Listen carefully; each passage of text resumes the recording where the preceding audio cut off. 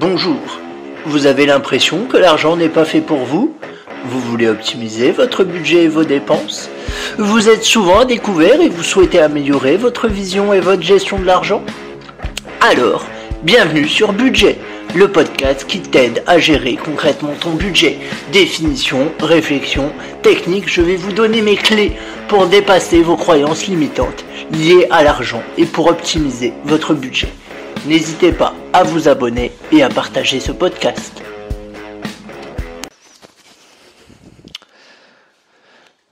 Alors, aujourd'hui, on va voir ce que c'est le développement personnel.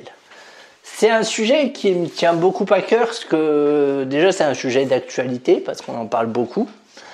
Et ensuite, c'est un sujet qui me tient particulièrement à cœur, parce que je suis en plein dedans.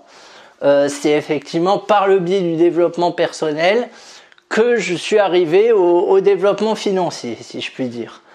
Donc voilà, je vais te donner ma définition du développement personnel, qui est la mienne, donc qui est loin d'être parfaite.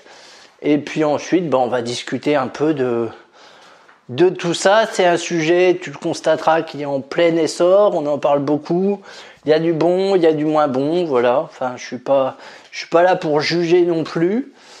Mais on y va. Tout d'abord, c'est quoi le développement personnel? Le développement personnel, c'est un concept assez simple, qui est devenir une meilleure version de soi-même. Voilà, je peux pas le résumer plus simplement, à mon avis, que ça. C'est-à-dire mettre en place des choses, lire des livres, comprendre des choses, pour essayer de s'améliorer au quotidien, de mieux se comprendre, d'identifier ses forces, ses faiblesses, de travailler dessus, etc., etc.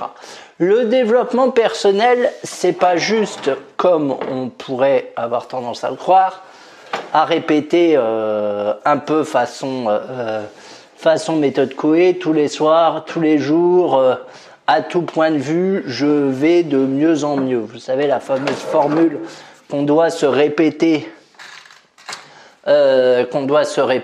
tous les jours, tous les matins, et qui apparemment fait du bien à notre mental et notre organisme.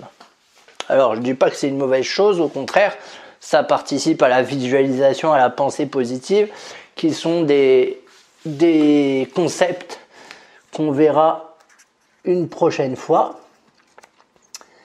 Mais pour moi, le développement personnel, c'est vraiment passer à l'action.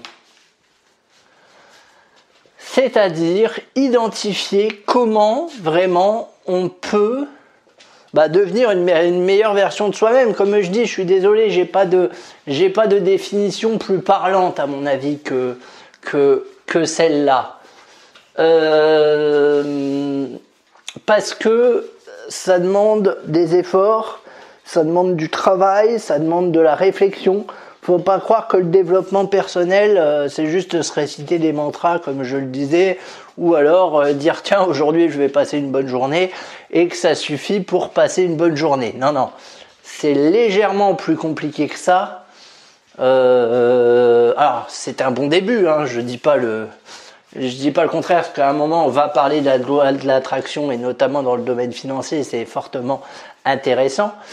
C'est un bon début, mais après l'idée, c'est vraiment de mettre en place des actions. Alors qu'est-ce qu'on peut mettre en place comme action?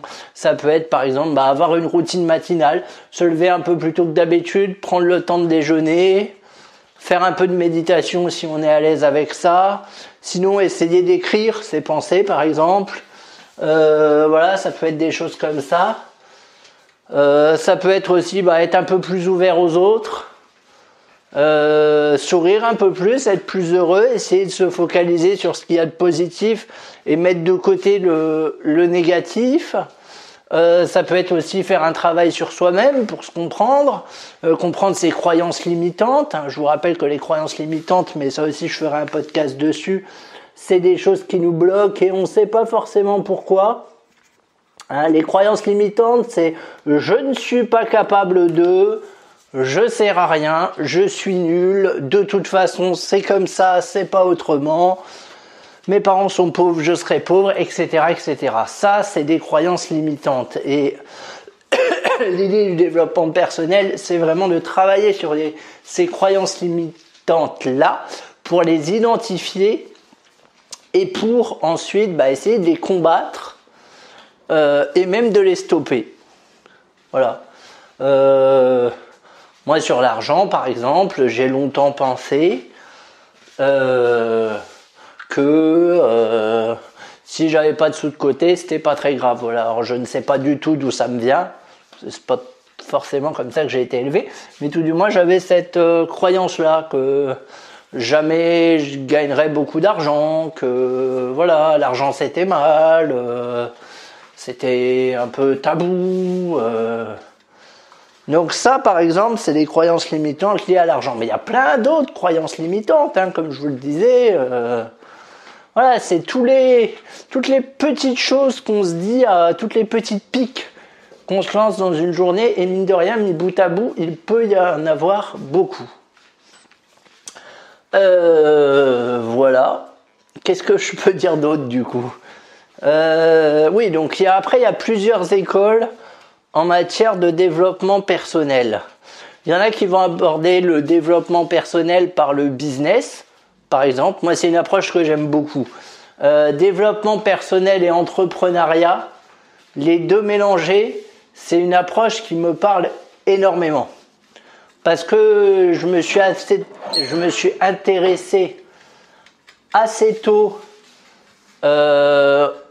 au monde de l'entrepreneuriat. C'est un monde qui m'attire sans pour autant que je saute le pas, comme on dit.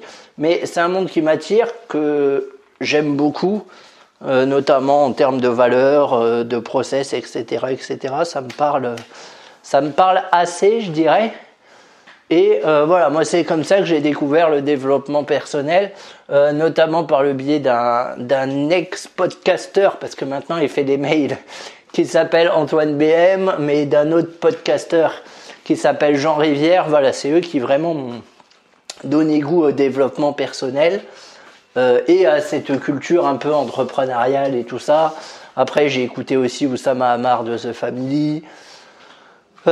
Et peu à peu, j'en suis venu de fil en aiguille à l'argent, chose qui m'a bien étonné, parce que jamais j'aurais cru que ce serait un sujet central dans ma vie. Et si, pourtant, vu que je suis en train de faire des podcasts dessus, la vie est fabuleuse. La vie est fabuleuse. Donc voilà, peu à peu, de fil en aiguille, j'en suis arrivé à m'intéresser à la thématique de l'argent et j'ai réalisé que finalement c'était un domaine dans lequel j'étais plutôt pas mauvais, sans vouloir me jeter des fleurs. Voilà, que je comprenais vite les choses, que les produits en investissement c'est quelque chose qui m'intéressait. Voilà, et il n'y aurait pas eu toute cette phase de développement personnel, je pense que si ça se trouve j'aurais jamais prêté attention. Le livre, mais de toute façon je ferai un podcast sur les livres aussi, le livre qui a tout déclenché, je dirais, il y a 2 livres qui ont tout déclenché. Père riche, Père pauvre de Robert Kiyosaki, qui est américain, qui est un entrepreneur, qui raconte sa jeunesse avec effectivement son père riche et son père pauvre. Je vous spoil pas, je vous spoil rien, je vous laisse découvrir. Courez, achetez ce livre, croyez-moi, vous le rentabiliserez vu toutes les infos qu'il y a dedans. Et le deuxième livre, c'est Les secrets d'un esprit millionnaire de T. Harvey. Ouais, je sais plus trop. Les secrets d'un esprit millionnaire. Pareil, c'est un très bon livre aussi. On apprend beaucoup de choses. Et pourquoi c'est des bons livres ? Parce qu'ils vont changer votre vision de l'argent. Voilà. Et ça, c'est ça qui est important. C'est ça qu'on recherche. C'est ça que le développement personnel permet. Et le développement personnel, il permet aussi de changer la vision que vous avez de vous-même. Et ça aussi, c'est important. Si actuellement vous vous aimez pas, si actuellement vous vous sentez pas à l'aise, etc., etc., le développement personnel peut également vous aider là-dedans. Il y a aussi Franck Nicolas qui est coach, que j'aime beaucoup. Je trouve qu'il a un discours très percutant pour le coup.